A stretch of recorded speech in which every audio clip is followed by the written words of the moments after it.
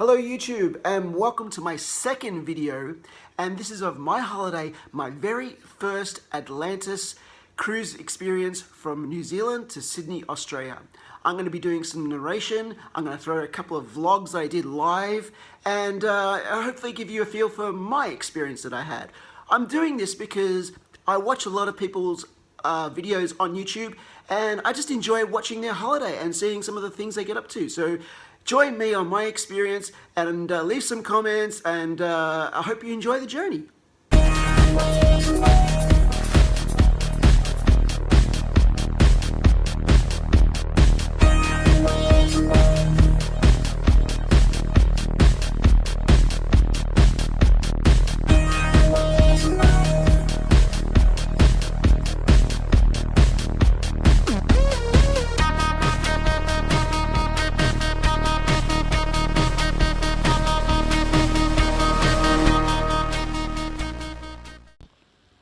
So my journey begins on Wednesday the 12th, February 2020. I had to catch a plane to Sydney International, and when I checked in, I realised that our plane to Auckland was delayed by 2 hours. This was because a staff member suddenly got ill, and we just had to wait for another staff member to arrive from another flight. So I went and had a beer or two to pass the time, and also picked up some candy, some Willy Wonka Nerds. If anyone hasn't eaten Willy Wonka Nerds before, they're like little rocks and you just chew on them and they're kind of tangy. But I had an unforeseen accident. While I was on the plane on my way to Auckland eating the Willy Wonka Nerds, I accidentally chipped my front tooth. Not even one day and I'm in a physical crisis. I'm like, how am I going to impress guys with a chipped front tooth?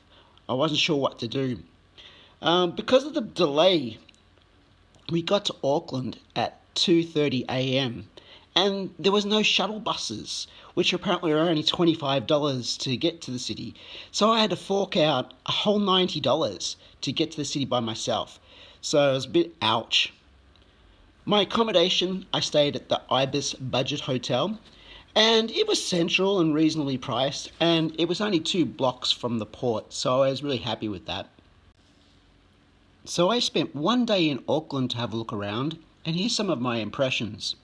First of all, the design of the city is a lot like Sydney and Melbourne, and also the buildings are similar, they're very Victorian. We have similar shops such as JB Hi-Fi, and also Rip Curl Surf Shop was there as well. Hotel prices were about $150 and up.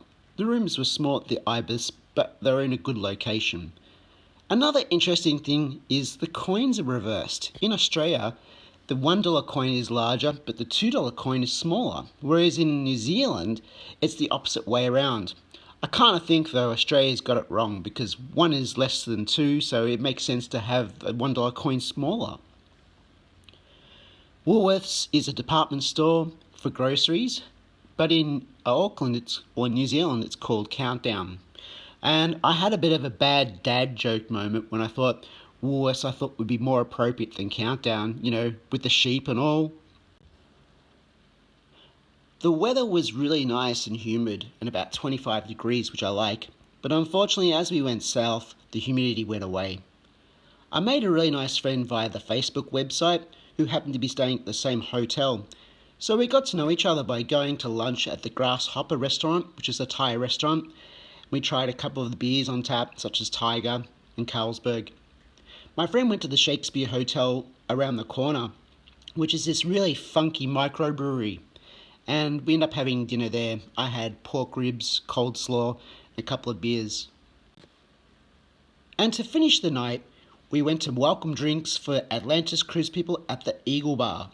They also had karaoke later on, and then we went across the road to a club called Family, where we had drinks, saw a drag show, and had a dance. It was a real fun night. There was this really cool guy called Andrew. He was definitely the life of the party. Literally, he took over a wedding party and became their centre of attention, which was really fun to watch. It was a good night, and I really enjoyed Auckland, and now we were ready for our big journey on Atlantis cruise the next day.